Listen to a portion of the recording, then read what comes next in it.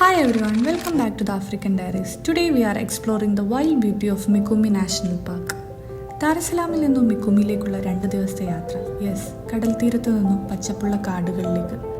ഞങ്ങൾ 3 ഫാമിലിയായിരുന്നു മിക്കുമിയിലേക്ക് യാത്ര തിരിച്ചത്. ദ ട്രെയിൻ വാസ് ലോങ്, പക്ഷേ എല്ലാവരും ഉള്ളതുകൊണ്ട് അടിപൊളിയായിരുന്നു. സ്റ്റേഷനിൽ നിന്ന് നമ്മൾ നേരെ റൂമിലേക്കാണ് പോയത്. പിറ്റേന്ന് രാവിലെയാണ് നമ്മൾ മിക്കുമിയിലേക്ക് യാത്ര പോയത്. രാവിലെ തന്നെ നല്ല തണുത്ത കാറ്റിലുള്ള യാത്ര ശരിക്കും നല്ല ഫീലായിരുന്നു. Fresh air, soft breeze, perfect start for our Mikumi trip. And finally welcome to the Mikumi national park, വന്യജീവികളുടെ സ്വന്തം ഭൂമി. ചുറ്റുള്ള അനിമൽസിനെയും ഗ്രീനറിയും കണ്ട് മനസ്സും ഹാർട്ടും happy. Every turn has a new surprise.